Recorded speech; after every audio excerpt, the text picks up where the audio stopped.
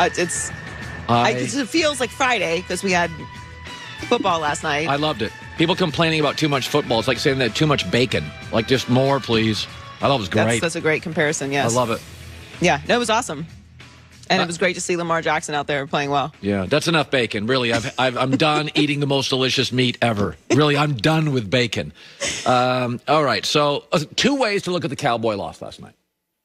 Let's be optimistic. This is the way Jerry Jones is looking at it this morning.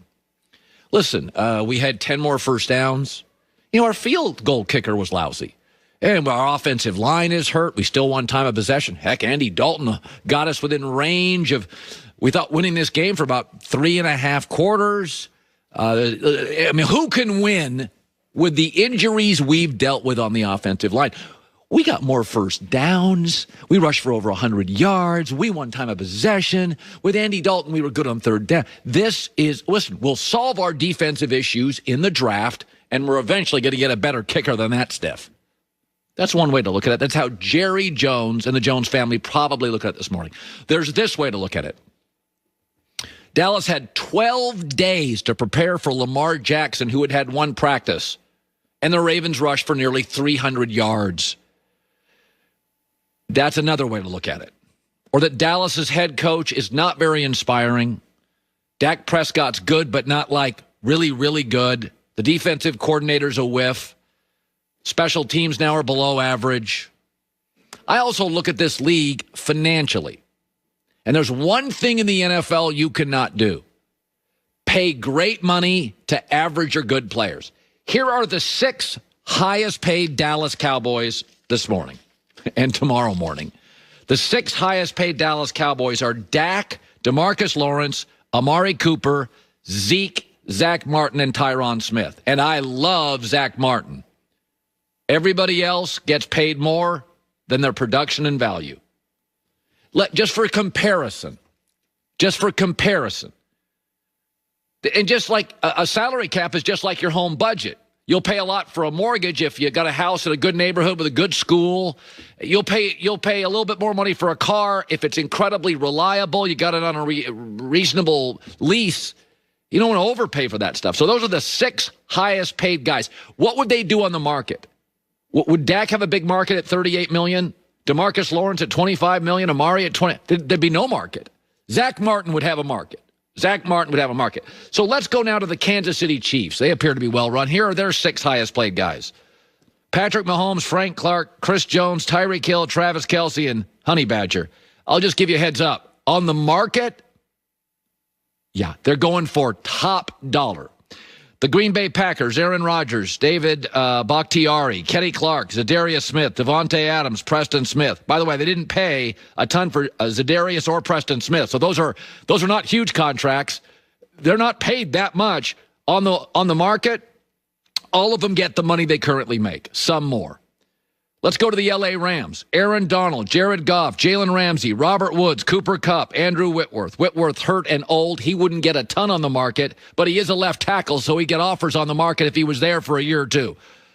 Total team leader. You can complain about Jared Goff all you want. Would they be better with a quarterback you'd never heard of? Jared Goff's won 65% of his games and got to a Super Bowl. Big picture, long-term, 5-year plan. Dallas has a lot of issues, and primarily the number one issue is they're paying a lot of money for good players. Some are aging and are hurt a lot. Zeke's not close to what he used to be. Colin, come on. Dak got hurt. That changed everything. You were 1-3 with Dak this year. You were 8-8 with Dak last year. With those 6 highest paid players, you got 1 wild card win with those cats. That's it. You got to give me more than that. So Dallas has, to me, I look at Dallas, and our quarterback got hurt is not good enough. You look around the NFL, Seattle's highest paid people, Russell Wilson, okay, Jamal Adams, Carlos Dunlap, Bobby Wagner, Tyler Lockett. Now, Tyler Lockett is a little, at this point, because DK Metcalf is so great, Tyler Lockett feels a little overpaid. But if you look at his salary, it's not like a DeMarcus Lawrence salary. Dallas has major problems. And I've said, okay, give me a solution. The solution is You got a really good draft pick. You're going to finish with a top 5 draft pick. You got 2 choices with that draft pick. One of them, trade it and get multiple picks to get cheaper on the roster. Or 2, get a quarterback. Here's Jimmy Johnson last night in the pregame show. I think the number one priority, they've got to sign Dak Prescott to a long-term contract. Not a franchise tag, because that will eat up too much of a reduced cap. Now, having said that, I don't expect them to have this high a pick in the draft in the future. So I would not bypass a franchise quarterback in the draft. Quarterbacks are valuable. Go ahead and take one if one's there when you're picking. And let him sit behind Dak Prescott for multiple years. But this is not, listen, baseball survived when the Yankees were irrelevant in the 80s. The NBA was fine when the Lakers, pre-LeBron, were irrelevant for about 4 or 5 years. Football is going to be fine without the Dallas Cowboys. But Jerry Jones likes to be front and center. And this, Troy Aikman said it at the end of last night's broadcast. There are a lot of issues and not a lot of solutions.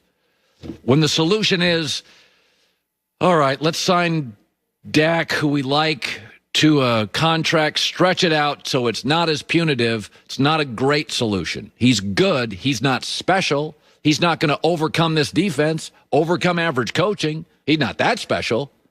So I think you're going into a really, really average half-decade if things don't change for the Cowboys. So last night, I didn't actually watch this. I saw it this morning because I was watching the game and doing stuff. The college football playoff rankings come out on Tuesday night. So I saw it on Twitter. Alabama 1, Notre Dame 2, Clemson 3, and Ohio State 4. I've really noticed this, and you're really seeing it in sports, is that COVID has been difficult for everybody. It's not been easy for anybody. But does everybody realize Alabama, Notre Dame, Clemson, and Ohio State, with or without COVID, would be here? You really see it in college football and sports. COVID is unraveling average, below average, maybe slightly above average. But the only thing COVID's done to college football, Trevor Lawrence missed a week. Clemson probably beats Notre Dame if they have him. I saw a story this morning. What airlines have handled COVID the best? Delta and Alaska Airlines, my 2 favorite for the last 20 years. Well run is well run, even in crisis. Netflix, Apple, Tesla, Shopify, DocuSign, Amazon have all crushed. College football, everybody complains about the cancellations, and I can't believe this, and I can't believe that. Look at sports. The Dodgers have been one of the top-run franchises in baseball, 7 or 8 straight division titles. COVID, they won a World Series. LeBron James, COVID, won the NBA championship. Tampa Bay Lightning, by hockey people, considered really one of the great franchises, rock solid top to bottom for the last 5 or 6 years, won the Stanley Cup. Look in the NFL who's good today. The Steelers, the Hunt family, the Packers, the Saints are always well run, the Seahawks. Like COVID's bad, but I look at college football, and everybody says, what about Michigan? Michigan's not great. Michigan's good. What about Penn State? They're good. What about Oregon? They're good. Brian Kelly's great. Dabo Swinney's great. Nick Saban's great. Ohio State football's great. It's been this thing's been tough on everybody. But when it's all said and done in sports, it's the Dodgers, it's the Lightning, it's the big dogs in college football, it's LeBron James, it's the Chiefs and the Steelers and the Packers and even the Patriots with all this mess. They're still in the playoff hunt. So I'm not saying it's been easy, but, people are complaining about Ohio State and not playing enough games. Folks, COVID or not, this is exactly what college football would look like. There's been one little difference. Trevor Lawrence had to miss a game, and Clemson would have beaten Notre Dame. As it is, they almost beat him anyway. All right, coming up next, it is funny to me. Just there's so much. The word I don't think I've ever used is haranguing about Lamar Jackson. There's just so much. People just can't. Oh, God can't throw a football. Okay, I'm over it. Okay, like